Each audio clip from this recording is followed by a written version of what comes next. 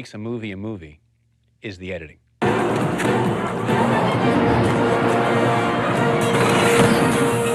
I've been in the business for, I don't know, 37 years, I think, something like that.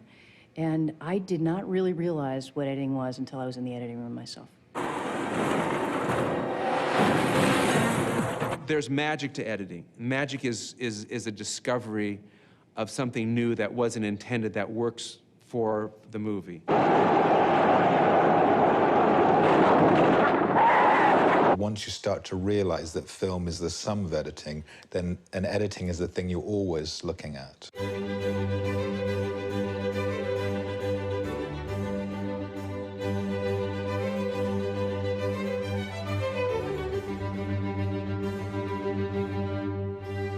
Showtime, folks.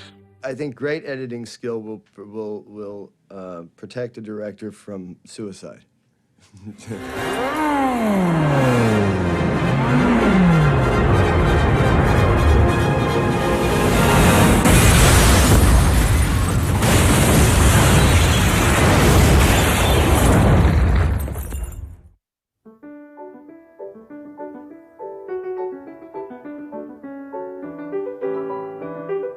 First filmmakers simply photographed what interested or amused them.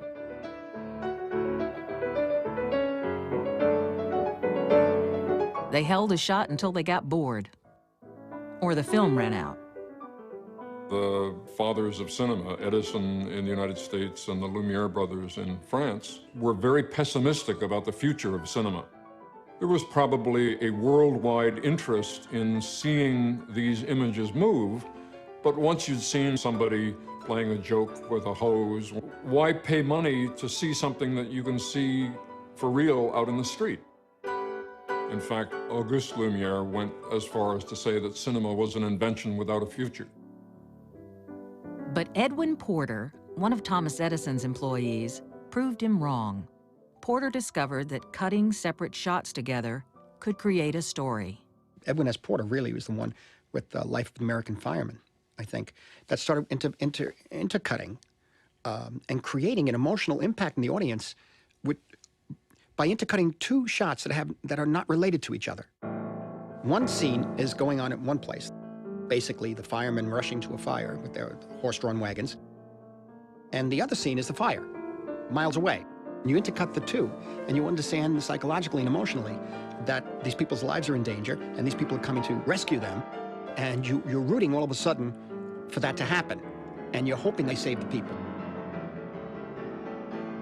I often think about what it must have been like to be there to create the art form as it was happening, and say, why don't we try this? That doesn't make any sense. I mean, we do it in the editing room now. We cut to something and say, well, that doesn't work. Well, imagine what they must have said in 1904. The Great Train Robbery was Porter's next film. That's when you really begin to see the possibilities. And I'm not saying this because I'm an editor, but the invention of editing is the thing that allowed film to take off. It's the equivalent of the invention of flight. Both human-powered flight and motion picture editing were invented in the same year, and they have similar kinds of effects. The invention of editing gave birth to a new art and a new language. A language that can transport us in the blink of an eye from the vastness of the desert to the mysteries of the human face. A cut can bridge millions of years, connecting the prehistoric past to an imaginary future.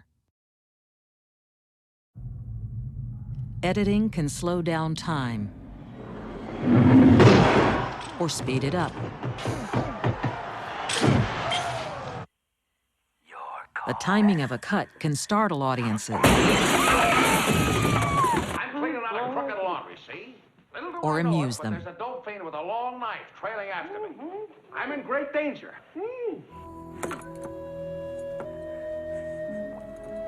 I'll never let go. I promise. The choice and length of shots shape our response to everything we see on the screen. And editing is why people like movies, because in the end, wouldn't we like to edit our own lives? I think we would. I think everybody would like to take out the bad parts, take out the slow parts, and look deeper into the good parts. I started working on what used to be called the upright moviola, which is a machine, editing machine that looks something like a green sewing machine on legs. I switched to computer editing in the mid-90s. The editor has to be, he's sort of the ombudsman for the audience. As an editor, you only see what is on the screen, not what was going on at the time of shooting. And that's how it's going to look to the audience. I make it a principle not to go on the set, not to see the actors out of costume, not to see anything other than the images that come to me from location. A major Hollywood production shoots almost 200 hours of film. Unspooled, the film would stretch from LA to Vegas. An editor may work for months, even years, crafting this footage into a 2-hour movie. The finished film will contain thousands of shots, each measured in frames of 1/24th of a second. For a writer, it's a word, all right? For a composer or a musician, it's a note, all right? For an editor and a filmmaker, it's the frames, all right? And you know, the 1 frame off or 2 frames added or 2 frames less is the difference between a sour note and a sweet note. It's the difference between clunky, clumsy crap, all right, and orgasmic rhythm. Verna Fields made many good contributions to Jaws. We all refer to Verna Fields as Mother Cutter because she was very earthy and very maternal. She cut her films at her house, in her pool house in the San Fernando Valley, and it was a very Hamish kind of workplace. The shark didn't work as well or as often as it was supposed to work according to the screenplay. That's the spot. We had a contest where Verna would stop the moviola on a frame where she wanted to make the cut, and I would stop it where I wanted to make the cut. And if ever we stopped it on the same frame that had already been marked with a grease pencil X, we knew that was the right frame on certain things where we didn't agree. And all of our disagreements always happened with that darn shark. Verna was always in favor of making less to be more. And I was trying to squeeze that one more, because it took me days to get the one shot. So I'm going back to, I'm on a barge for 2 days trying to get the shark to look real. And the sad fact was the shark would only look real in 36 frames, not 38 frames. And that 2-frame difference was the difference between something really scary and something that looked like a great white floating turd. Out of my way. Well, I got so desperate on Terminator 2, trying to shorten that film to a manageable length, as we all understand that to be, that I said, well, wait a minute, do we really need all these frames? If we just took out 1 frame every second for the entire film, we'd shorten the film by a couple of minutes. Let's just do it as a test. We'll take a reel, and we'll take out 1 frame in every 24. And the editors looked at me like I was nuts. Let's just try it. Come on, nobody's ever done this. We took out 1 frame in every 24, and it was a mess. There were jerks, there were things, there were cuts in the wrong places. You totally saw it, and it just didn't work. Every one of those individual frames was important. Once you know that as an editor, now you get scared for a while. It's like, geez, am I cutting here or am I cutting here? But then after a while, you start to realize that there's great power in that, too. D.W. Griffith was the first great filmmaker to understand the psychological importance of editing. Working a decade after Porter, he did more than anyone else to advance the storytelling tools Porter had developed. Griffith invented and popularized techniques that established the basic grammar of film. His melodramas were the first to draw audiences into the emotional world of his characters. He certainly was the first man to use the close-up in a big way. This was revolutionary. It was so revolutionary that the producers, when they saw this, were aghast. They thought, you can't put this picture out like this. You can't cut to this big, ugly shot of somebody. First of all, we're paying for this actor, this actress. We want to see their whole body. We don't want to just see their face. Second of all, the audiences won't know what to respond to. They're going to be all confused. Well, the proof is in the pudding, and the reality is that the audiences were not confused at all.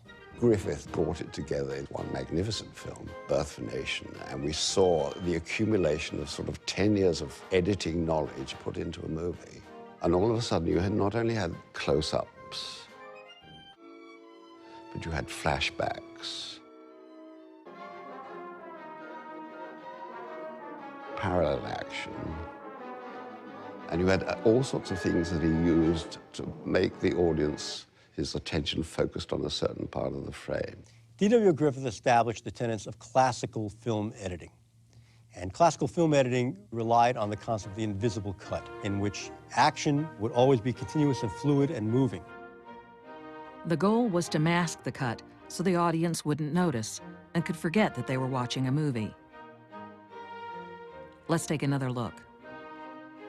Notice how the gesture matches from one shot to the next?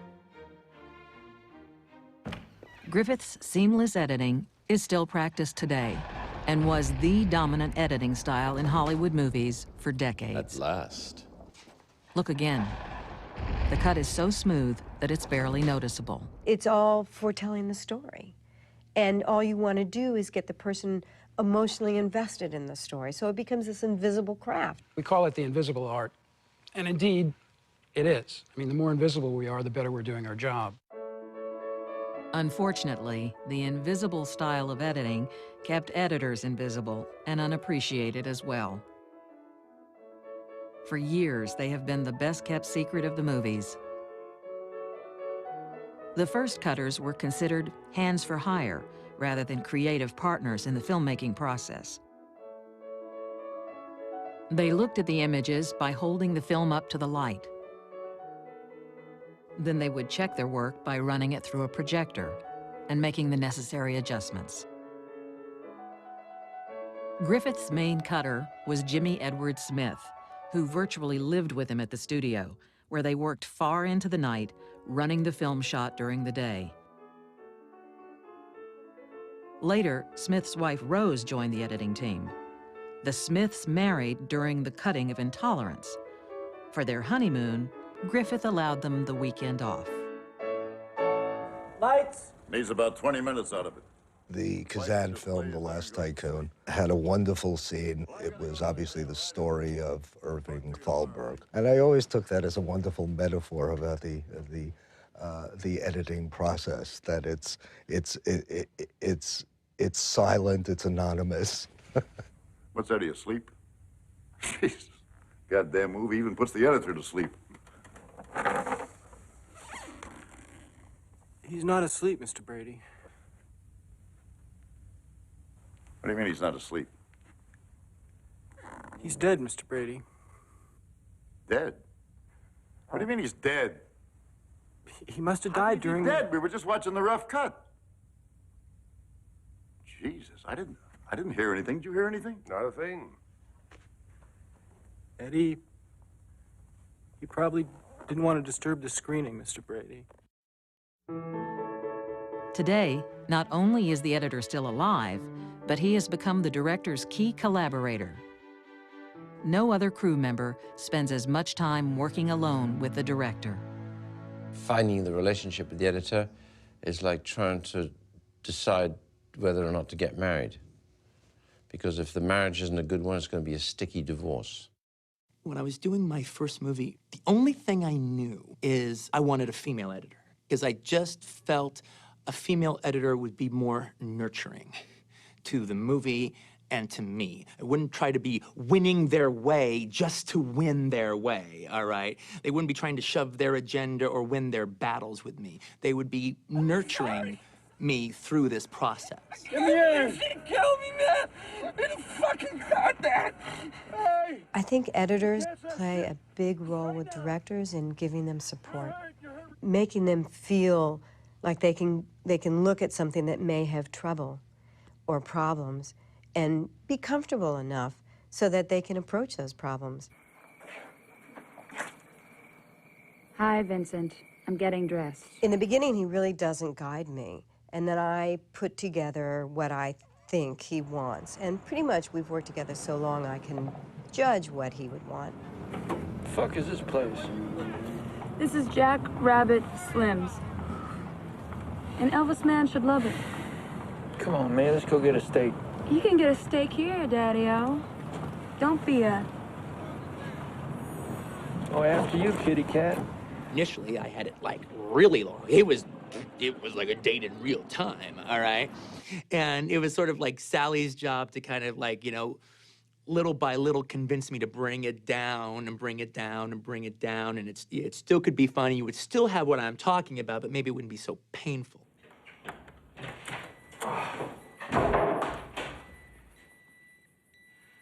He did want it to feel very much like a date, and it was very long at first, and we just had to kind of live with it for a while.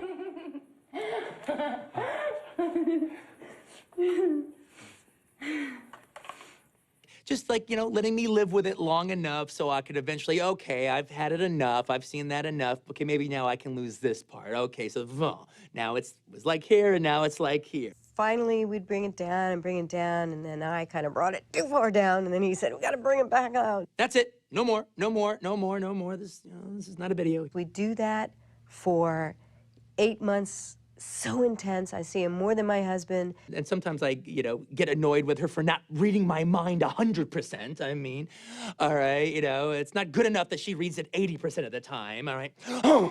We work very intensely together, and it's kind of amazing that we still like each other. If I was with my husband that long, I don't think I'd like him that much. So by the time I've thought of an idea, written it, found the financing, cast the film, directed it, I get to the cutting room and it's like I've washed up on shore. Because I'm so happy to be there, because then I think, now we can start making the film. It's so hard to be a director, and it's hard on the set. By the time they come into the cutting room the first week, they're usually half the people they were when they started out. You know, they're shells of the people they were. And at least in my cutting room, I try to make it very easygoing and try to heal them back into shape so that they can get to work on the movie. When Matthew Broderick is busted from having thrown the election in election, he enters the principal's office and sees all the people gathered there who know he's guilty. Mr. McAllister, I hope you can help us clear something up. He wanted to cut it like the end sequence of The Good and the Bad and the Ugly, with holding on the faces for a really long time with this swelling music.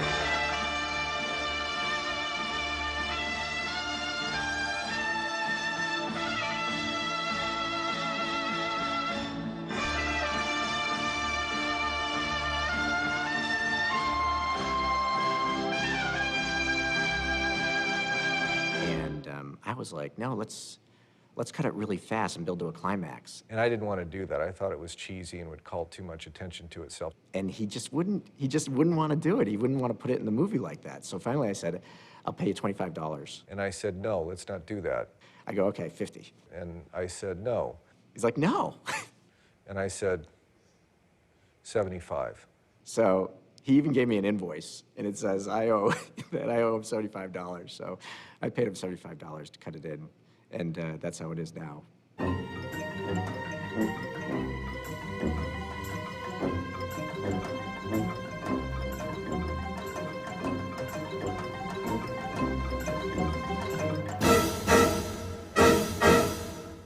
I think successful editors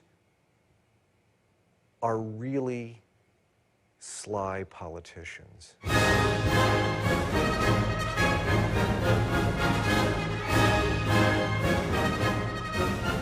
The Russian Revolution sparked a revolution in film editing as well. The crazy Russians started fucking around with images, all right, and juxtaposing them and creating different emotional effects. Lenin saw film as the perfect medium to inspire his largely illiterate nation to join the revolution. They took these films out in the middle of farmlands and showed it to the farmers and the peasants. They began to understand that they could get a certain emotional, psychological effect by a certain type of cutting from one image to the next. And that became a manipulation of what the audience was feeling. The Russian filmmakers rejected the bourgeois stories and seamless editing practiced by Griffith. Instead of melodrama, they offered real life. To make the film Man with a Movie Camera, documentary filmmaker Dziga Vertov and his team took his cameras into the streets to record a typical day in Moscow. It's constantly reminding me that I'm watching a movie. There are scenes inside an editing room. You see how they edited movies back in 1929. They were engaged in a pure explosion of creative activity in manipulating these images. Every modern editing convention that we know of is demonstrated in Man with a Movie Camera. The film celebrated not just the revolution, but the role of the cameraman and the editor in helping to create it. Vertov and his wife, Elizaveta, cut their documentaries and newsreels in dark basements with rats scuttling underfoot. But in this film, he made the editor as important as any other worker in the revolution. The theoretician Lev Kuleshov also experimented with film editing. In his most famous study, he took a shot of a Russian actor and intercut it with 3 different objects: a bowl of hot soup, a distraught woman draped across her husband's coffin, and a little girl playing with a teddy bear. When audiences saw the film, they raved about the actor's performance. How hungrily he looked at the soup. How sorrowfully he gazed at the woman. And how tenderly he watched the little girl. But actually, it was the same expression each time. Now, this demonstrates the power of juxtaposition, the power of montage, by taking one shot and another shot to give it a third meaning. And the third meaning is an effect, an emotion that's much greater than the sum total of the 2 parts that put it together in the first place. And this is the basis of all editing, by the way. One of Kuleshov's contemporaries, Sergei Eisenstein, combined these experiments with Marxist ideology to create films of revolutionary fervor. He saw editing like history, as a clash of images and ideas. The meaning of the film was not in the shots themselves, but in their collision. When 2 elements are in conflict, he argued, their collision sparks a new meaning of higher order. Where Griffith tried to hide his cuts, Eisenstein reveled in them. He wanted the audience to feel the frame, to know that this is a movie, not life. Eisenstein is the first real director. He killed himself in his staging, and he killed himself with his camera work and everything, but it was all at the service of the scissors. Every little single solitary bit of it. I got a movie projector when I was like 11, and one of the first movies I got was Battleship Potemkin. I just ran that Odessa step sequence over and over again. I couldn't believe what I was seeing. One of the things that makes it incredible is the editing, the incredible juxtaposition of images. What the Russians did was a response to what Griffith had done. Classical editing, and now Eisensteinian montage, then you can take that further. The American cinema has absorbed all of that stuff from the Russians, and now it's in our films.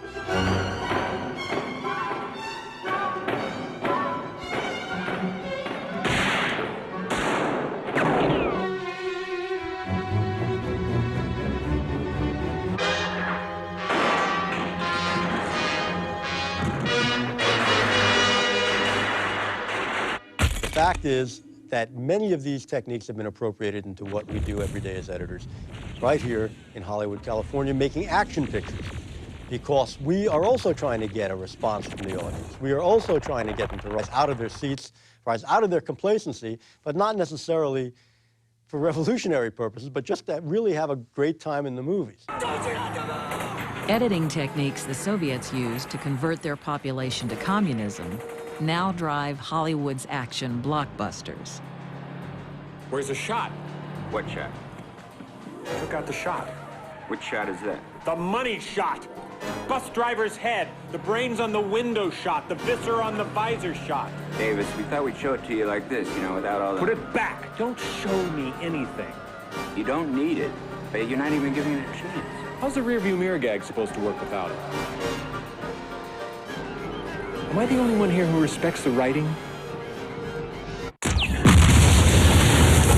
You've got suspense and you've got action, and I've found a good combination in the two Terminator films was to have a suspenseful build-up to an action release.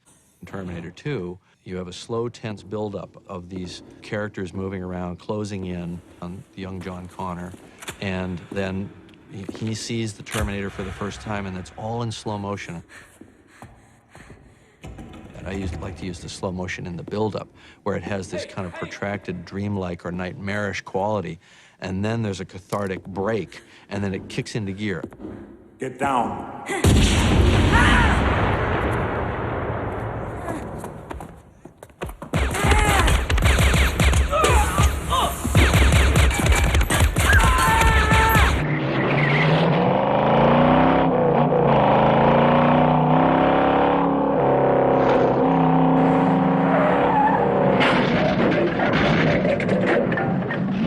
Chase, something is going right or something is going wrong, and you want to accentuate that.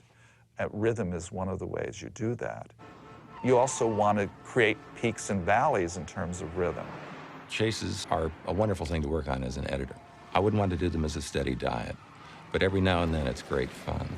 My favorite chase that I've ever worked on, actually, was the canal chase, as we called it, in Terminator 2. Our ancestors were survivors, therefore we're here. And so there's something plugged into our reptilian hindbrain that makes us relate to the idea of being pursued and getting away.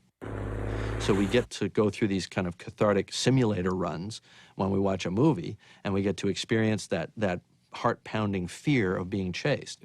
It's a natural form of excitement. Editing can hone that, sharpen that. The tempo of the cuts, the variety of shots that are used, the changing image sizes of characters, reactions, eyes, all these things are in the palette. By manipulation and juxtaposition, you can increase the excitement. This is the first thing in that I'm standing up, which allows me a considerable amount of freedom of movement, and it also means that I'm sprung. I guess is the only word for it. And frequently when I'm looking at the cut, I will stand here with my hand on the controls, almost like a gunslinger, and trying to hit the point of the cut with my knees bent. And somehow this is important for me because it allows me to internalize the rhythms, the visual rhythms of what's happening. At this point, we've started with a blank slate. So the question is, what are we going to start with? That looks like a good possibility. It establishes things. So there's Anthony saying action, and they start to come forward. We could begin it anywhere in here, but see, there now somebody falls right here, and that's good. Falling is good. We will edit this shot into the timeline. And there it is. In the end, there will be probably 5,000 shots in the film, and all of them have to be ultimately be the right shot in the right place for the right length of time.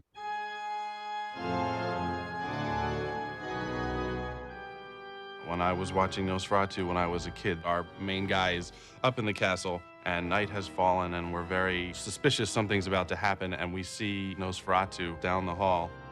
That section is what scared me the most, and in terms of editing, it caught my attention because of this. We saw this vampire with pointy teeth and scary eyes very far away down a hallway, and then we cut to our guy, and he's very scared, and we cut back. He's 6 feet away from us. He's just on the other side of the door. And every time I saw it, I was very, very scared. And I remember waiting for that moment of being surprised. When people come into a theater, they're already keenly aware of their own fears. It's like, let's gather around the campfire and listen to the shaman talk. the screen being the fire. We'll sit in a circle, we'll be in the darkness, we'll be in a dreamlike state, we'll be connected to strangers in a way that we're normally not in the rest of our culture, and we'll feel things in unison. Well, the opening sequence of Scream is almost a film in itself. It is kind of whacking the audience upside the head in 15 minutes, where you introduce a character, develop her, endear her to the audience, and then kill her unexpectedly. That's a matter of yourself and your editor sitting there and thinking, what is that audience, that phantom audience that you're imagining in your mind thinking?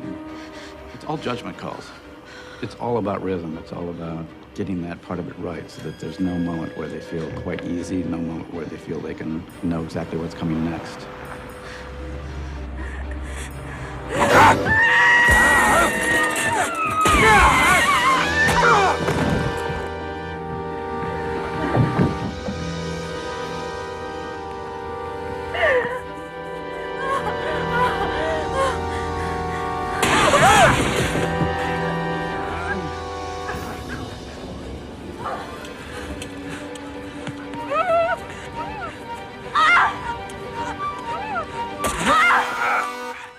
Hitchcock was one of the first directors I was aware of as a kid. When Psycho came out, it caused a buzz in the neighborhood among the parents. And I remember my mother saying, "Oh, it's this horrible old man, he makes these horrible movies." I just said, "Really?" But it was a sense of the totally forbidden and somebody who had crossed the line.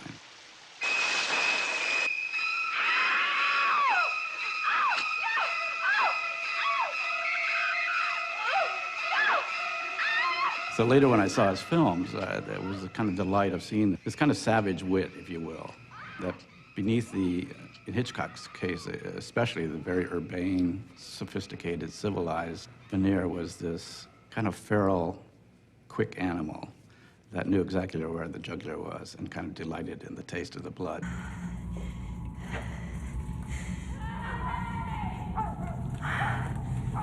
Hitchcock was the master of suspense. Jonathan Demme was devoted to Hitchcock, and his influence can clearly be seen in Silence of the Lambs.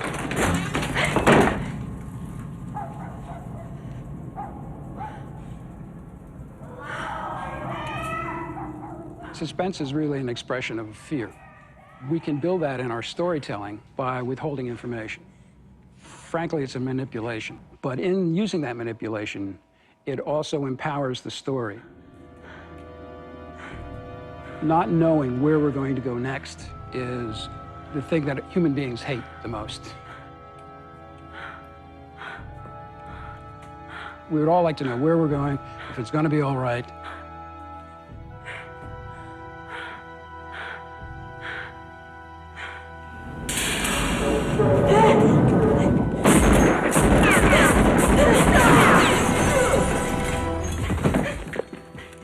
My editing process is an intuitive process.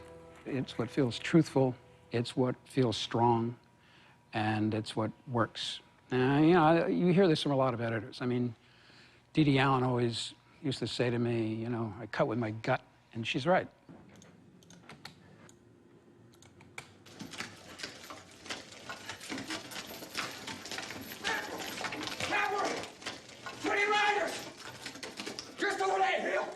There's a mismatch here, and I'm going to have to determine whether this is a problem or not, because Brown is looking toward camera, but when we cut, he's looking up off to the left.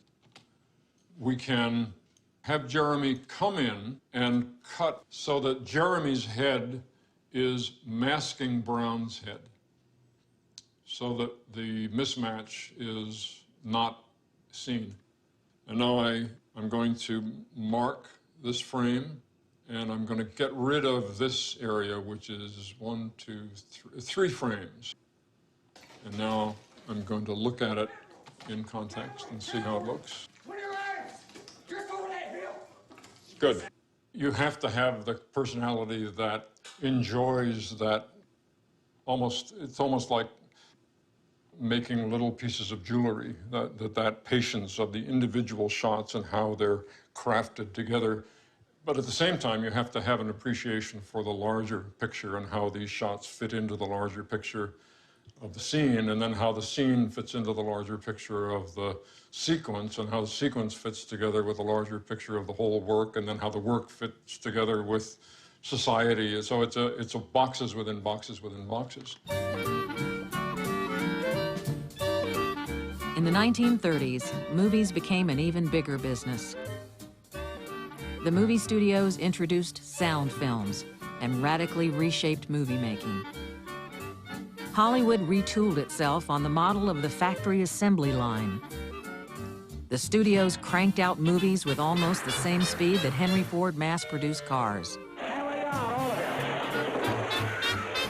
I don't want it good, Jack Warner declared. I want it Tuesday. You now needed an industrial system to make this all work. In the first 20, 25, 30 years of cinema, large numbers of editors were women. It was considered to be a woman's job because it was something like knitting, it was something like tapestry, sewing, that you took these pieces of fabric, which is what film are, and you put them together. It was when sound came in that the men began to infiltrate the ranks of the editors, because sound was somehow electrical. It was technical. It was no longer knitting. There is the soundtrack, which might be several tracks, and the image. And without the happy marriage of those two, you're not using every bit of potential that you possibly can in editing a movie. The scene in Horse Whisperer where Sam Neill and Kristen Scott Thomas there's an argument results because she's going to leave. The intent of the scene was to show that the marriage was foundering. And it was dialogue basically overlapping as they were speaking, so they were both mic'd. To make it even more dramatic, I even took out more air and made the overlaps more intense. I could do that because I had separate tracks to work with. Are you a psychiatrist? He says it takes time. Well, I don't care what he says. I cannot sit here and pretend everything's going to be all right. I am we not have to pretending. Do something. I am trusting in we people who know more about this than we do. We are losing her. In effect, by taking out all of the air in that particular dialogue scene, it did have kind of a suffocating effect because there was no respite. There was no air there. You couldn't take it. You couldn't draw a breath, and it became that much more intense because of it. To me, sound is very important. I create a sound template that is both with sound effects and temporary music that evoke certain feeling. I've worked with Per Hallberg as a sound designer and with Ridley Scott. For example, in Black Hawk Down, the incursion of the Black Hawks entering into Mogadishu. It was almost like a ballet, a science fiction ballet. People landing on a different planet.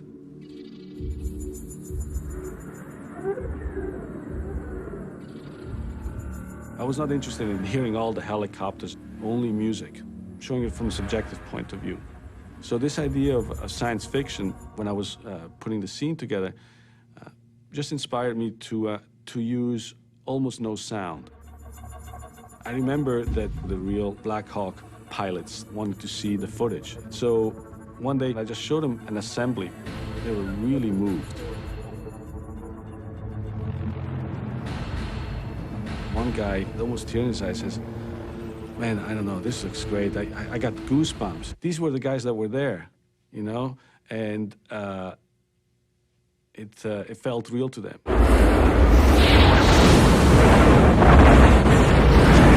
There was a scene in Dante's Peak where Pierce Brosnan has to walk back through a long tunnel to his truck, and the tunnel is about to collapse. And you hear the sound, the little sound of sand, like falling down the walls.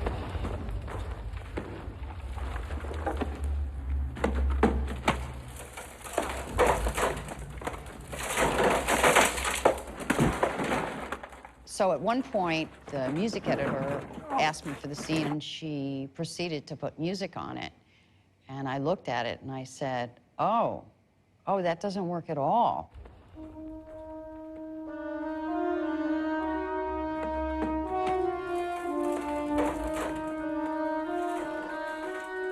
Because suddenly I'm hearing music and I'm not hearing all that stuff, that tiny little sand thing that makes me scared. If you were in a really dangerous situation, your ears would be so open and hearing every little tiny, tiny sound. If it just has music smooshed over it, you know, it takes away that sense of listening with all your might. I mean, if I were the character, I'd say, turn that off, I can't hear. The advent of sound expanded the editor's role in Hollywood. During the 30s and 40s, directors rarely came into the cutting room. The editing was controlled by the studios and their supervising editors. One of the most powerful was Margaret Booth, supervising editor at MGM for 30 years. Mastering the transition to sound, she caught the attention of legendary producer Irving Thalberg, who was the first to call cutters film editors, starting with Booth herself. She oversaw all the production and had a say in almost everyone. But Maggie was probably the toughest and most feared woman at MGM. I mean, people would shudder when they hear that she was on the phone or she'd bust into the editing room, or you'd get a call, come down to room F, which is her room. You'd think, oh God, what have I done now? Margaret would tell the editors, it's your responsibility for the pace of the movie, it's your responsibility to get the best performances out of your actors, it's your responsibility to make it as good as you can. Margaret Booth, she used to say, if I feel there's a cut at a certain spot, whether it matches or not, cut. And you cut, he says, for the emotion. And if you will get away with so much by doing that. And I would hear her really yell at different editors who would say, oh, it doesn't match. She said, I don't care, you know, cut. Booth, like other great studio editors of the era, helped create many of the stars of the golden age of Hollywood.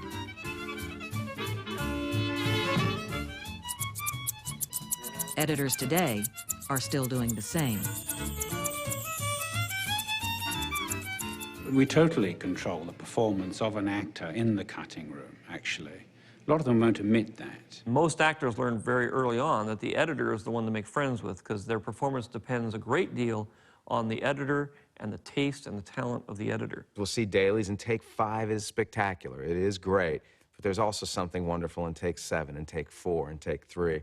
Sometimes those and an actor will see it on screen and say, wow, that was terrific. You used take 5.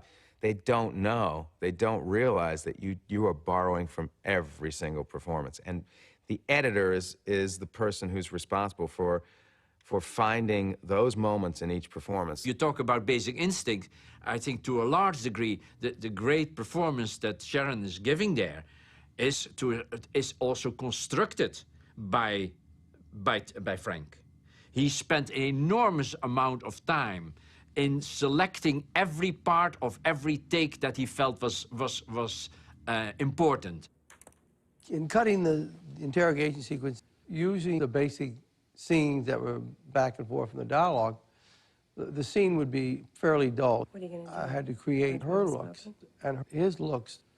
They were manufactured. They weren't really shot that way.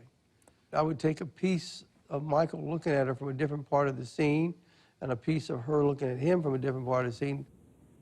I don't make any rules, Nick. I go with the flow. Sharon asked if she could see it, and I said, yeah, it's done. And Sharon came upstairs and said, you must remove that scene. And I said, what scene? And she said, you know the scene in the interrogation. But they were all afraid, I think, that these shots would hurt her performance. And even Sharon, I think, still thinks now that she lost the Oscar nomination because of these shots. And I said, Sharon, that scene is going to make you a star. And Paul said to her, you shot it, you know what I was doing, and basically I like it. And it works. And then, you know, that's history. Most actors' idea of a well-edited movie is a movie that has a lot of the actor in it, particularly in close-up. And that could cause me a lot of grief, but what the heck. I knew an actor who used to read a script basically this way. He would say, bull, bull, bull, bull, my line, and he'd read it and bull, bull, bull. Steven Seagal was an action hero who, on Under Siege 2, I felt would break me in half. He was allowed into the cutting room to cut the action sequences, which I thought that's all he was going to do. But his first time he came into the cutting room, he said, okay, put up reel one. Meaning he was going to go through the whole movie. But there was a time when, during one of the fight sequences, that I found myself with my arm behind my head, and Seagal was demonstrating on me what he did. And he's a big guy, plus he carries a gun. I think ultimately he did like his performances, but the fact that an actor came into the cutting room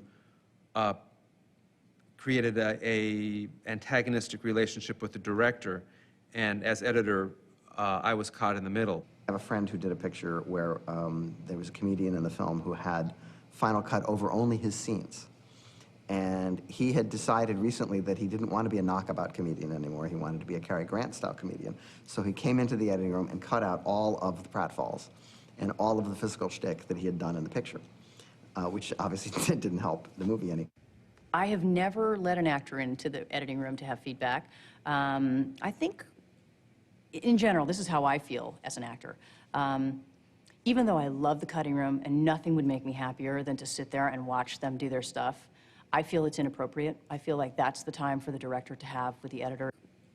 Home for the Holidays was about a mess. It was about a holiday mess. It was about a family that was a mess. It was about chaos and anarchy in the family. The centerpiece is this Thanksgiving dinner scene. And everybody's gathered around the table, and everybody's crazies are all over the place.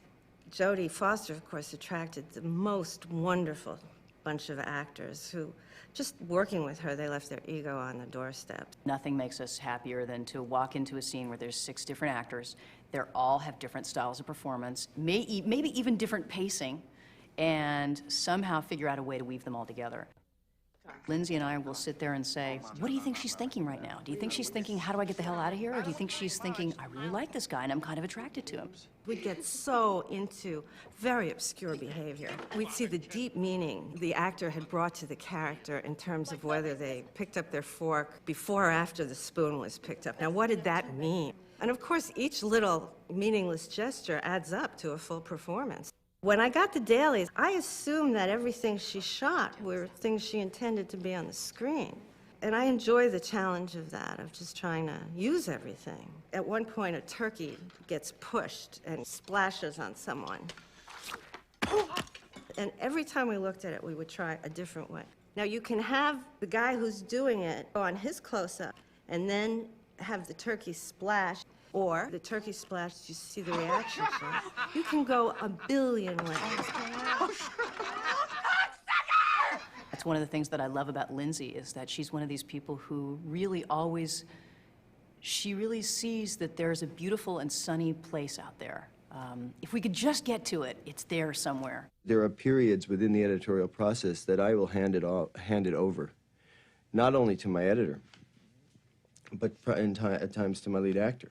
First of all, if you have Jack Nicholson starring in your movie and you call somebody, an actor, up and say, would you like to spend 2 days working with Mr. Nicholson, or do you have something better to do? He usually gets a good response. When Jay and I feel that we've really got the picture in a great place, and it's particularly easy now that we're editing electronically, where I'll have Jack come into the editing room with Jay and I'll check out.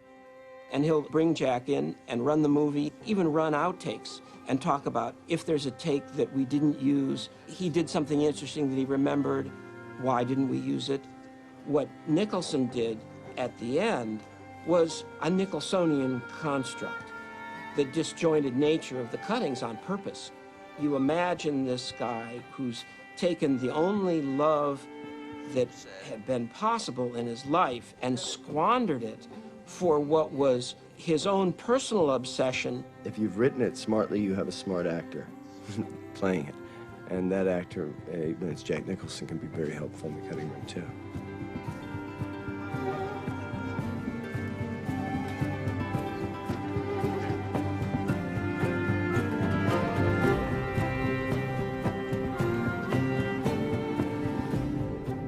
I find that with the actors, in most of the pictures I made, we kind of nail it on the set, usually. And invariably, looking at rushes, I'll tell Thelma that's the take, and then she'll feel a certain thing for some other takes, and we line it up that way. Because we grew up in the cinema verite period of documentary filmmaking, it was a marked influence on how we work. And for example, I found it extremely helpful when Marty's doing heavy improvisational films like Raging Bull or Goodfellas, that my years of trying to carve a story out of a mass of documentary footage helped me wade through miles of improvisation and begin to find a way to shape it.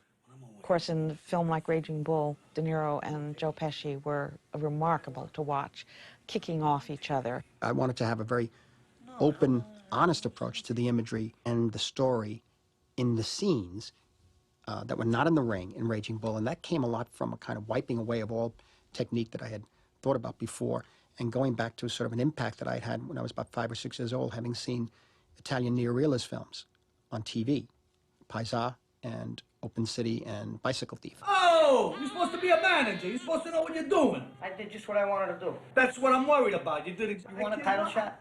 What are you talking? Do you want a title shot? What am I in? What am I in, a circus over here? I asked him, he's got more sense about this. What are you doing? You've been killing yourself for 3 years now, right? There's nobody left for you to fight. Everybody's afraid to fight you. Okay, along comes this kid, Gennaro. He don't know any better. He's a young kid, up and coming, and fight anybody. Good, you fight him. Bust his hole. Tear him apart, right? What are you worried about? What's the biggest thing you got to worry about? I'm worried about the weight. You worried about the weight? What are we arguing about for? I just said the weight. And that was one of the hardest things I've ever had to do because I only had one camera on the actor at all times, so I didn't have the response, the immediate response of the actor. So it meant that I had to put it together like a jigsaw puzzle. It was a lot of fun, but it took a long time. Ultimately, what I think I need her to watch for me is the emotional impact of the picture, is keeping track emotionally of the characters. This is the key for me. I always find the editor has more objectivity than the director, because the editor wasn't on the set. The editor didn't cast the movie. The editor didn't do the storyboards. The editor didn't inundate him or herself with a year and a half of pre-production. So the editor is the most, has the most objective eye in that creative environment. I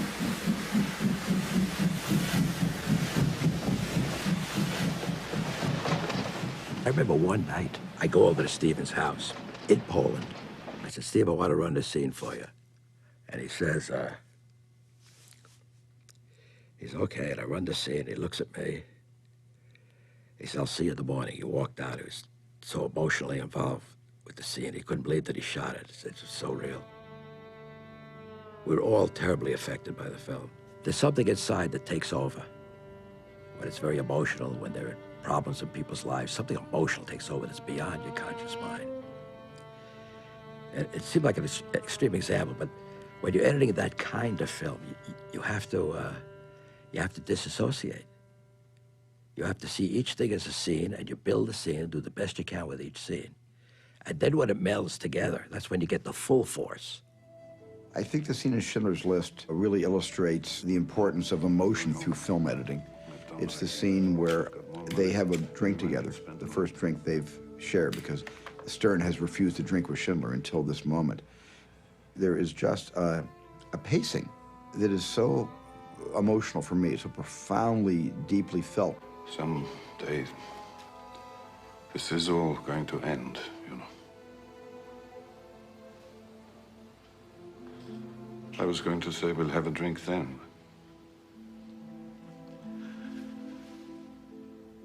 I think I better have it now. Mike Hahn's choices of how long to let the characters look at each other and study each other and think about how they're feeling, that was all done in the editing room. It wasn't in the script, and it wasn't on the floor the day I shot it. That whole emotional kind of meeting of the minds between those two great men happened in the editing room. In dialogue scenes, I like people looking at each other. I like eyes to meet. So they're getting into each other and you're connecting. For me, I'm always having problems cutting long scenes where people talk to each other, because you've got an unlimited amount of choices and opportunities when you just have two talking heads. The scene can go many, many different ways. The drama can become comedy. Pathos can become tragedy. It could become, you know, kind of like, you know, a grilling session or a deposition if you cut it really fast, or it can be very leisurely and introspective if you used a lot of thought and a lot of the breaths and air and the pauses, not just the words. And that's where, you know, a great film editor really can help a director. Another way of looking at film editing is that it's a dance of eyes. Philip Seymour Hoffman's eye is looking. That's a good thing. Now let's cut to a close-up of Hoffman looking, and the close-up of Hoffman is here. We've never seen this angle before, so the brain has to figure out what it's looking at and maybe why it's looking at it. And to the degree that you hold shots a certain length, you allow a certain train of thoughts to happen. When you cut a shot off, you've also cut off the thinking about that shot. Now, we want to cut to what he sees, because that's how we're going to understand what he's thinking about. Now, there you see him thinking, and then his eye goes down. So let's rerun that at speed. Flinch, point of view, thinking, other co-conspirator. Let's do it now. What? Let's go. Oh, something's up. Let's don't do it. And we go. There's something about film, because of its sensory completeness, the fact that it is sound and image in this powerful fusion, that gets at something very deep within us. Filmmakers realized that sound and image didn't just stimulate emotions, they could also influence beliefs. During World War II, the U.S. government enlisted Hollywood's best. Editors and directors brought with them the same techniques they had used in fiction films to stir audiences across America.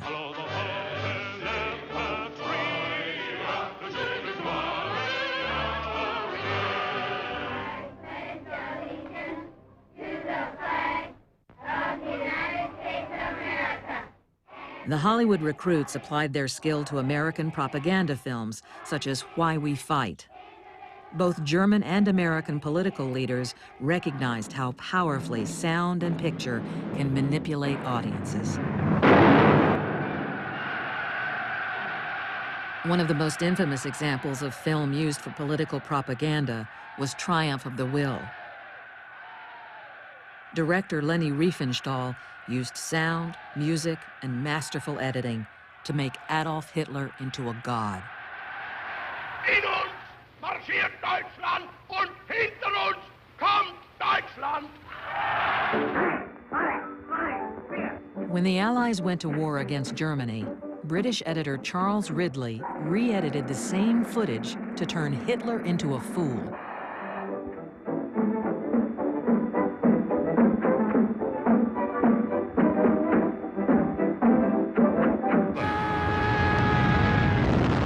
Whether used for propaganda or entertainment, these techniques showed how powerfully editing could shape hearts and minds.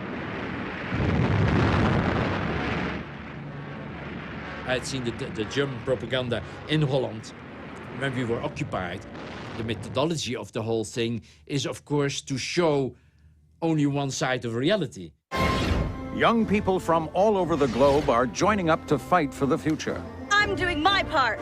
I'm doing my part. I'm doing my part. I'm doing my part, too. Well, Starship Troopers is, style-wise, as a movie, has been influenced consciously by Why We Fight in the Second World War, Triumph of the Will. I used the Leni Riefenstahl touch just to tell the audience this group of people is not aware of the fact that they are used by the government to give their lives for goals that are only interesting to the government. Fresh meat for the grinder, eh? So how'd your kids do? I'm gonna be a pilot. Well, good for you. We need all the pilots we can get. So I think the theme of the movie is, come on, that's great, let's go to war and die. What about you, son? Infantry, sir. Good for you. Mobile infantry made me the man I am today. In editing, you can do the same trick. It's all trying to sell us something. Manipulation that's done by editing, manipulation done by the glamorous photography, and by a certain kind of music that makes you think that you are going to heaven or whatever. The manipulation of the elements within a film is a very powerful thing.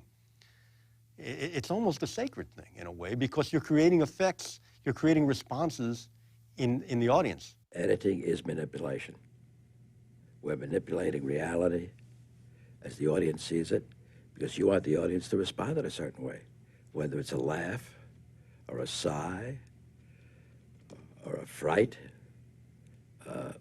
Everything's manipulated. And some people say, well, this director, he's manipulated the audience. Well, that's so naive, because that's all we do is manipulate. After World War II, Hollywood continued to make movies in the same way it had before the war. Although editors were now unionized, they were viewed for the most part as highly skilled mechanics. There was a man named Owen Marks. He edited The Petrified Forest, Casablanca, Treasure of Sierra Madre, East of Eden, and his films are immortal, and the man is completely unknown. And it's sort of symbolic of the way editors have been ignored in the literature about Hollywood. Editors worked on cutter's row and were expected to conform to the established rules of editing. If we were to think about the films that were being made, there was a certain film language that was very, very distinct. Certain kinds of coverage, long shot, two shot, single, single. There was almost a formulaic way of presenting films. This film language was very strict. And in editorial terms, there were rules that one felt could not be broken. A master shot had to come first, and then if you had an overshoulder, you went to the overshoulder, and you never went to the close-up till you'd done the whole dance coming from far to close. For instance, if you were going to have a transition from one place to the next, it would be done with a dissolve. Next thing you've got to remember is that a gentleman you meet among the cold cuts is simply not as attractive as one that you meet, say, in the mink department at Bergdorf's. In the 40s and 50s, the audience would expect a character to drive up, show him getting out of the car, he would walk up to the building, and then he would open the door, and then the editor would match cut the door opening on the other side, and he would walk in and come over and sit down. Pull up a chair. Thank you, sir. It just seemed to me absolutely stupid that you had to show somebody coming down the stairs and all the way across the road and up the other side. I mean, you knew that they were coming from here and they were going to there. Why couldn't you just cut directly? Oh là là, Michel? Je peux entrer? Oui.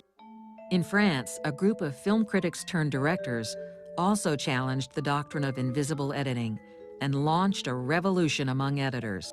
When I first saw the French Nouvelle Vague, I instantly loved it. I loved the idea. I loved the way they edited and thought I would like to cut like that. J'aime une fille qui a une très jolie nuque, de très jolis seins, une très jolie voix, de très jolis poignets, un très joli front, de très jolis genoux. You know, Godard used jump cuts because it was like, well, why not? You know, there's nothing interesting happening in this middle part, so let's just go to a jump cut. When I saw Breathless, I was staggered at Godard's brutality. What they brought to editing was a breaking of the rules. Whatever books that said this is how it had to be done, they burned them. Breathless is too hip for me. I come from Lower East Side. I'm an Italian-American guy. It's too beatnik. It's like, you know, bohemian. It's too cool. I liked it. I don't know what the hell was happening in it. You know, when I first saw Breathless in the 60s, it's like, wow. I mean, just in the first 5-minute sequence in introducing Jean-Paul Belmondo's character as this petty thief, I mean, every rule was violated in terms of how long to hold a shot, the discontinuity of what was going on, even screen directions, you know, were mixed in. And I thought, like, either this guy doesn't know what he's doing, or he's so confident that he has the grammar of film down that he's trying to show us a new way to use the material he has to tell the story. There were some films that really changed our perception of what filmmaking was, and certainly it affected what editing was. I mean, I think one of those seminal films is certainly something like Bonnie and Clyde. Some people say I broke those rules first. I certainly did not. I mean, the Russians broke those rules, and the Germans broke those rules. This was nothing new, but it was new for Hollywood. Several editors have had big impacts on me, have influenced my thinking. Dede Allen certainly is one who has taught me that don't be afraid to take a chance on doing something that doesn't seem like it's going to work. When Beatty and Faye Dunaway get to know each other, they're standing on the street corner, and she says, "I don't believe you robbed banks." And he said, "Yes, I do. Look at my gun." And he pulls it out and holds it to her on the street corner. And that could easily have been done with the tilt down to the gun, the pan over to her hands fidgeting with a Coke bottle, up to her face. But it was done in her eyes look from him down, gun, back to him. It keeps you on edge. There's the excitement, there's the danger, there's the eroticism in not being able to fully get every moment because you're cutting it off and you are not allowing the moment to come to fruition. Bonnie and Clyde was much more violent than anything we'd done because basically the Americans like violence much more than we do. Well, it was shot in so many wonderful ways because this is the scene that Arthur intended to be cut in this fashion. The fact that it was so beautifully executed right from the very first cut. Jerry Greenberg was my assistant, and on the last scene, I left Jerry alone with that scene, and he did all the primary editing on that. All I did was tighten it later.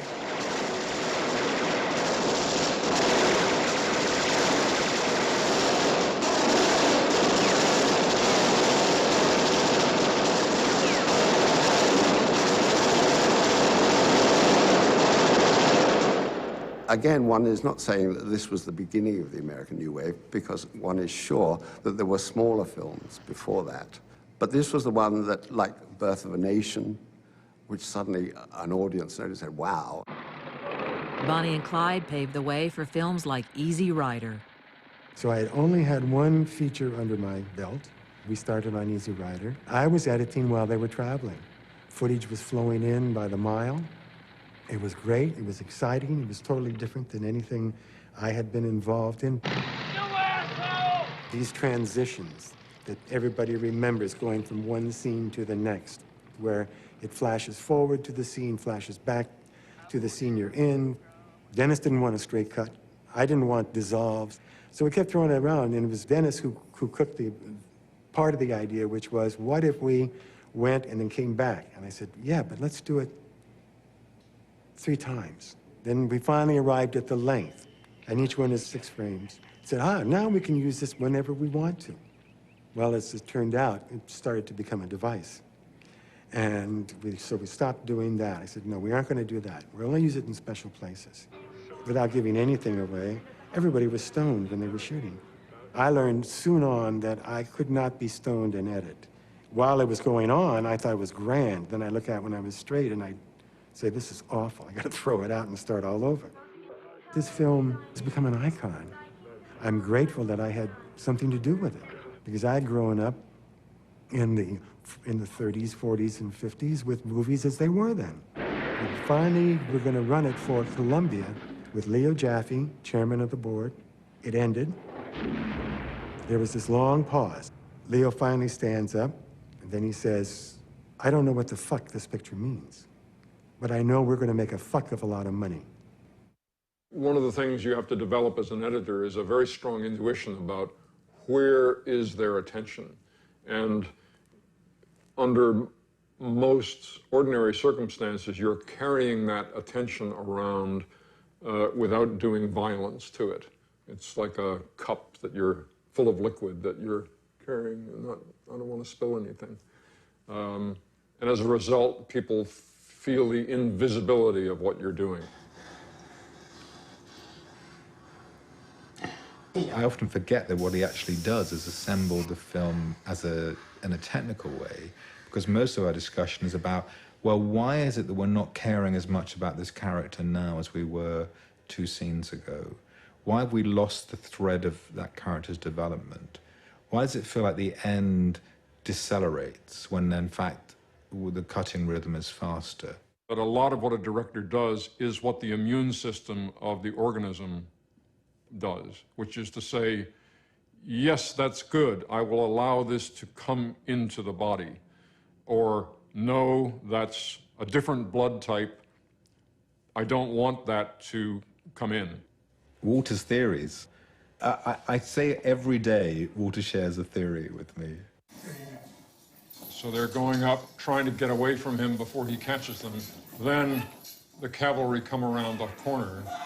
And Vesey, the Philip Seymour Hoffman character, realizes that his only chance now is to yell, and maybe the Northerners will shoot the home guard.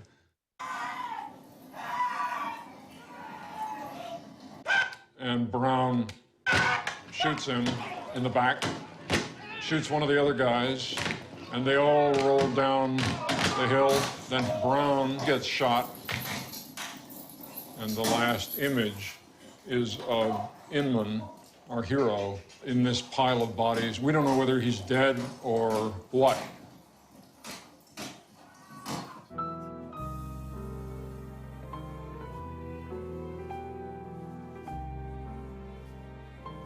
Sex scenes, in general, I think are probably difficult for everyone. Difficult for writers, difficult for actors, difficult for directors. You know, it's the most intimate sort of moments that humans can have together, and you're saying, actually, let's put it on a 40-foot screen for a few thousand people. One of the things I wanted to do with Body Heat was make a very sexy movie. There had been a whole liberation in American movies in the 60s and 70s about what you could show.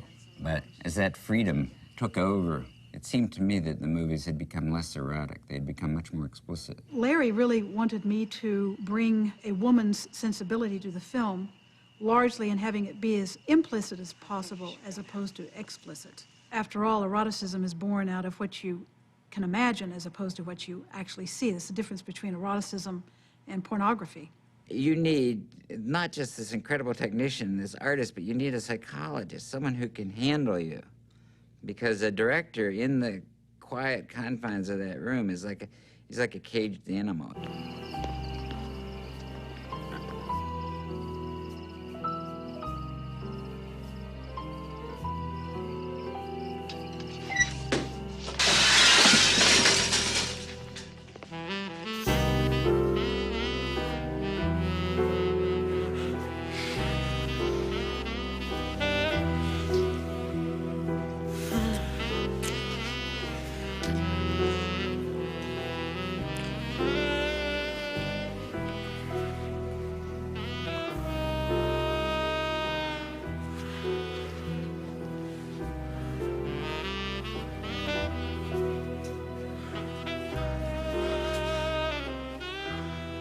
In that particular scene, we had more footage that was more explicit, and there was just simply an editorial choice not to show it. The erotic landscape in films, the sexual landscape, is often the hardest to do because everybody has an opinion and everybody has a point of view about what's sexy and what's erotic. And it's an odd place to go to as a filmmaker, partly because it's been trespassed into so many times by so many other movies. I think it's very erotic when you don't see that much. It was an interesting problem with Out of Sight. The way it was written was just one scene in the bar. So I cut the scene where they meet and he sits down and talks to her and they start flirting. And then the scene in the bedroom was only shot silently because it was going to have the dialogue from the first scene laid over it anyway, so it didn't work as a scene. Then we got the idea, Stephen Soderbergh and I, sort of between us really, to start intercutting. We just tried one or two things, and then it started to gel.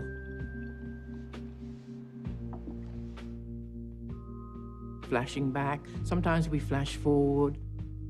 I would say, let's do this and cut from here and the hands, and he'd say, let's try overlaying the dialogue here, and we just did it together, and it was really exciting. And we did this little thing of stopping the frames. It's never really a long freeze, it's just a few frames that we freeze. Just heighten the sexual tension between the two of them.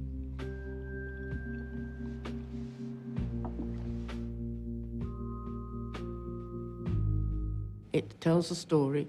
It's very emotional. It's very sexual, I think, without really showing much. Some other films I've done have shown more. You went to see her? Don't warn her about Chino. So she did help you. I don't think we should get into that. You know, when they're undressing separately, and we've got odd dialogue over the undressing, nothing to do with what they're actually doing. Yeah, I think that it's really good and very, very good storytelling.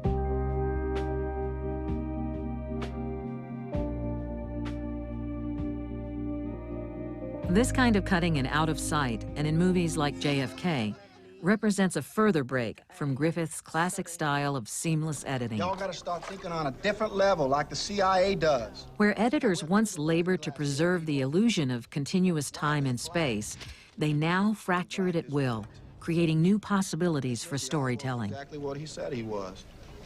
A patsy.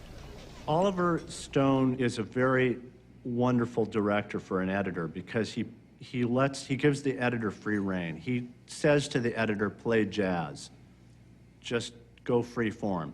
There is a scene in JFK where Oswald walks from a house to a theater, and he said, just when you cut the scene, just make it very chaotic. So I cut the scene in what I thought was a chaotic way, and I showed him the next day, and he said, no, it's got to be way more chaotic than that. Since we cut JFK on a 3/4-inch linear editing system, one thing it had was the ability to hit these buttons and change where the edit went. So I sat there and just banged on the keys like this. And I showed it to him the next day, and he went, that's it. It's in the movie. In XXX, I did have a new editing philosophy. I had been interested in cubism all my life.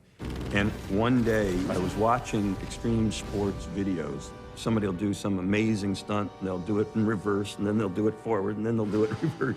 I suddenly thought, what if I did it in so many angles that I didn't care whether you saw the beginning of a stunt from 4 different angles. And the way we would cut it, you would feel that you were going around the event in pieces, so that by the time that motorcycle lands, you actually experience the jump, almost as if you're on the motorcycle, as opposed to standing back in a safe distance, observing the event like you would in real life.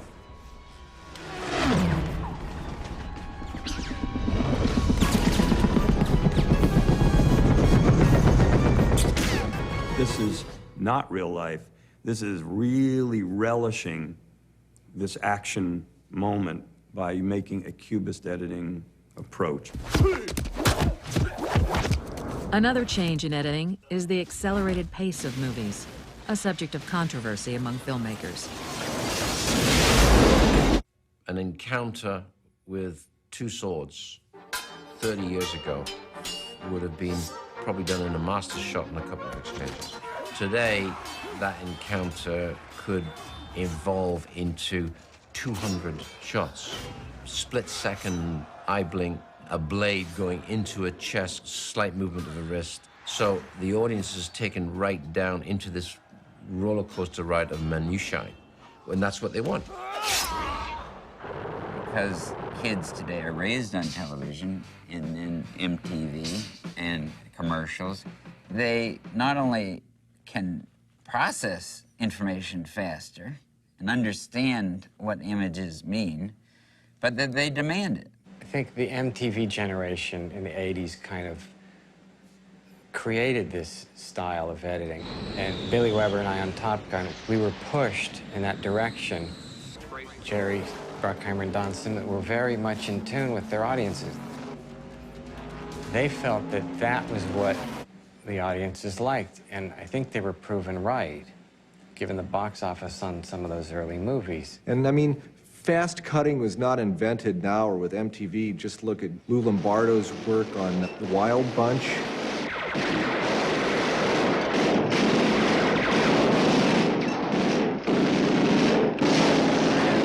Sometimes a cutting style is effective inside of a movie to shake you up and rattle your soul, but consistently to have that style pounding away at you like a metronome on high speed for 2.5 hours is a little bit, at least for me, maybe I'm just getting old, but it's a little bit debilitating. Now, it doesn't bother my kids, because my kids were raised on 30-second commercials and on MTV and VH1, and they were raised on video games. I feel like I was born 80, and I'm growing backwards. So now I'm somewhere around 27. You know, I get a tattoo, and I'm feeling closer to a generation that has learned to absorb information at a speed that was heretofore unthinkable, and where their rhythms are well more hungry than a traditional narrative pace. What I'm afraid of is the tendency for everything to go by quickly. And I'm afraid of what it does to the culture. A sense of consuming something and throwing it away, as opposed to being enveloped with something. Taking the time to see and experience time in a different way.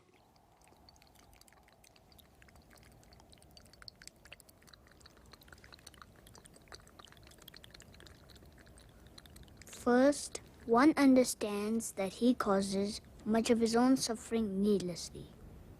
Second, he looks for the reasons for this in his own life. To look is to have confidence in one's own ability to end the suffering. Finally, a wish arises to find a path to peace. For all beings desire happiness. All wish to find their purest selves. Many times editing is about when not to cut, when to have the silence, when to let the moment be itself. The musicality of Places in the Heart is one of the things that is the strongest. And I don't mean the score. I mean the musicality in the way that the scenes flow together, the ambience of that rural Texas summer, hot, with the cicadas. And there's a four-square Protestant feeling. After her husband has been shot by this drunk black kid on the railroad tracks, there were no funeral parlors, couldn't afford one anyway. In the Depression, the body was brought back to the home and laid out on the dining room table where they just had Sunday dinner. An incredibly moving moment. And we just held on her and held on her and held on her and held on her. We would have been married 15 years this October. We had 2 children. And I never knew till just now where it's had a scar right there. And it was just exquisite, moving, beautiful. If we had cut it, it would have destroyed everything. Editing is like poetry. It has to do with rhythms. It has to do with visual. It's visual poetry. The digital revolution has further enhanced the poetic powers of the editor. George Lucas, who began his career as an editor, is one of the pioneers of this new technology. All art is technology. That's the very nature of it. The artist is always bumping against that technology. And the advent of, whether it's a new color of blue, whether it's a proscenium arch, whatever it is, it changes the way we work in that art form. With computer technology, editors now can make changes within the frame, adding or removing elements from the original image. This increases the editor's control, but also multiplies the number of decisions to be made. Now you can edit what I call in 3D, which is you have a scene and you have people in the scene, and you can cut those people out, you can move them around in the scene, you can go in for a close-up, you can go out. You can sort of direct the film in the editing room, which is, growing up as an editor, what I've always wanted to do. The new technology also makes it possible to cut the movie before shooting begins. Pre-visualization gives an editor much more input in planning the movie. And I have a system now, because of the digital world, I have a group of kids really do little videomatics of things, and we have a little blue screen. We can send these editors in and shoot scenes on just an amateur video camera. And so I can actually shoot the film and make the film and write the film right there in the editing room. Every main character in our movie has a digital counterpart. We have totally virtual actors now, and we use them quite a bit. Mostly we use them for stunts and things. And we have a lot of situations where it's better to use a digital actor than it is to use a real actor. Christopher Lee is 80 years old. He can't really fight the way he did in Attack of the Clones. You're not going to get an artificial intelligence computer that's neurotic enough to be able to understand how you create a performance. Performance is an art. At the end of the day, all this stuff has to work to tell a story. And if you're not telling a story, it doesn't matter how much razzle-dazzle there is. It's not about the tools, it's about the story.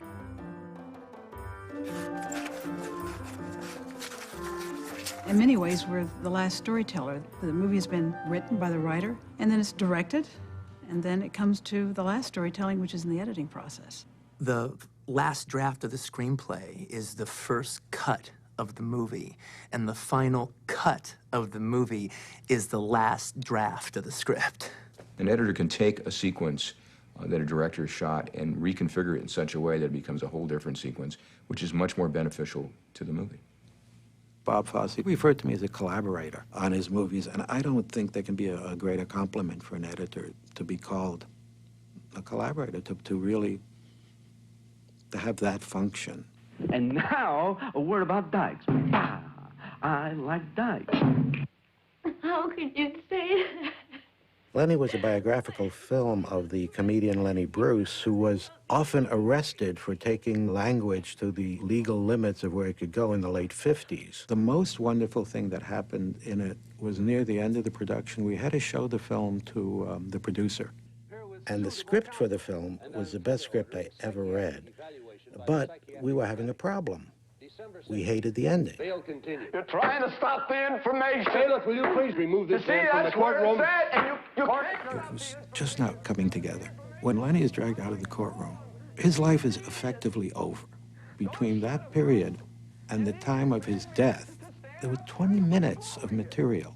And I turned to Bob and I said, why don't we just kill the son of a bitch? I took out 2 reels of film, and I went straight from "You can't stop the information" to Lenny's body on the floor. And that was about the most exciting thing I've ever done in a cutting room. I mean, we just loved that. The opening scene of Apocalypse is a good example of what you can achieve editorially that is not based on the original script. There were some collisions of images that occurred to Francis as he was shooting the film that were at variance with how he had planned to begin the film originally. The trees being napalmed was originally shot for the surfing scene, which comes much later in the film. There was a shot of jungle bursting into slow motion flames with helicopters flying at odd angles in slow motion through the frame. And when Francis saw that shot in dailies, which was, I think, simply done to record this explosion, it wasn't intended to use it in the finished film. But he looked at it and said, that's the film right there. It's jungle, flames, helicopters. The Martin Sheen character was one that was shaped very significantly in the editing room. The film itself was shot with the idea that there would be a narrative glue to hold the film together. What exactly that glue was and who the character of the narrator really was really not shaped until well into the post-production process. Willard punches the mirror, blood comes out of his hand. All of this is really happening. That's real blood. That's Marty Sheen. None of that was intended to happen. That was just Francis saying, Marty, let's shoot an improvisation with you trapped in your room and what is going to happen. I think as we worked on the film, we realized that the film itself was in its own strange way a kind of modern opera. And the reality of dealing just in the beginning with the Martin Sheen character was not sufficient to give the audience not only the emotional state with which to enter the film, but the visual iconography of the film itself. Going through the dailies of the film, I collected a number of images of the Cambodian heads, burning images from the end, and worked them in through a series of multi-level dissolves with the burning napalm and the helicopters flying through, and then images of Willard's room and Willard asleep, and he's trapped in this nightmare. You have been hearing helicopter sounds, and now you see this ceiling fan, and what you're hearing is the whap, whap, whap, whap, whap sound of a helicopter. Is that coming from his dream? Is it a reality? Is somehow that sound coming from the fan? I remember when I was assembling those images, almost jumping away from the editing machine when I put that sound with that image, because it seemed to me that that fan was making that sound, even though I knew it was impossible. And that if it was convincing me who was doing it, it surely would convince others. Now they begin to coalesce, and they turn into a real helicopter coming from a fan. No. And then you hear a real helicopter fly over the room. Willard gets up out of bed, goes over to the window, and says, Saigon. Shit. All of that, the narration and the helicopter flying over and the napalm jungle, is concocted into something that is a powerful beginning to a film, not only powerful in and of itself, but powerful in the way that it sets the stage for the journey that this particular film is going to take. Obviously, great directors give you great material to work with, but the ultimate film that you see is the edited version, and it's the editor is greatly responsible for that. I find my work absolutely fascinating and absorbing. I sat down to work, and 30 years went by without my noticing it. It's true. When I go into an editing room in the morning, I edit. My assistant has to remind me it's lunchtime. Or Steven has to come in and say, hey, Mike, why don't you stop for a while or something? Because time goes by like that. You're building a whole other world. You're building a whole construct. There's a joy on one level in that it's very much like putting a puzzle together. I have thousands and thousands of pieces, and how do I tell the story? And this goes before that, no, that doesn't. Or actually, I only need half of that. The job is not unlike the Talmudic scholar who goes and sits and argues about the book over and over again, always coming up with new answers that are just more subtly refined than the last answer.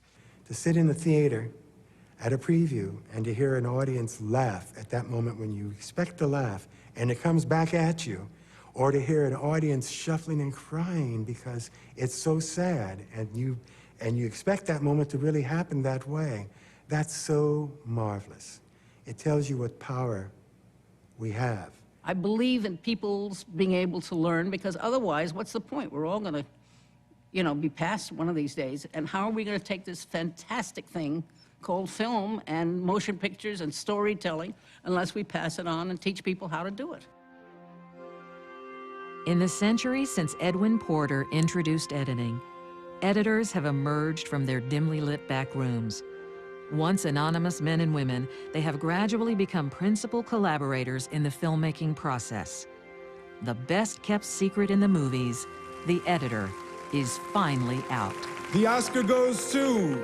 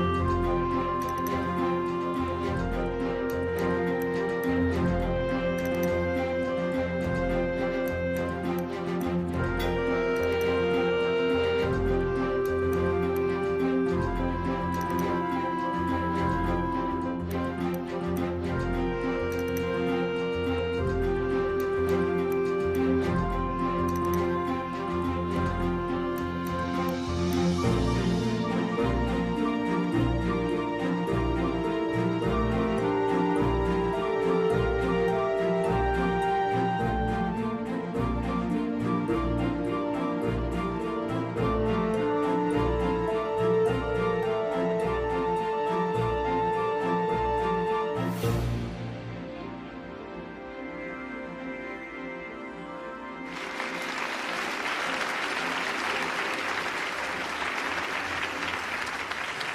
you. Thank you so much.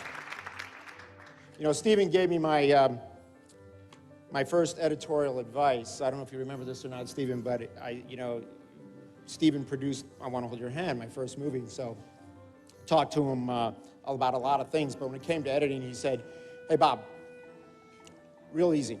When in doubt, cut it out.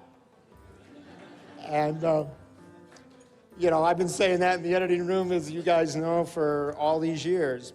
Stephen also was able to, when I was making that movie, Stephen just bought like his first mansion in Beverly Hills. And he said, hey, I got this great pool house. And you guys don't have to edit on the lot where there's no windows in the editing rooms. You guys can edit in this pool house. And we said, hey, that's great. So we went in the back of Stephen's house and we were editing I Want to Hold Your Hand in the pool house, but the strange thing kept happening. We'd get there in the morning and the editors would pull the reels off the racks and all the sprockets would be torn up and there'd be like ripped film. And of course, you don't have to, think very far to figure out what was really happening. So I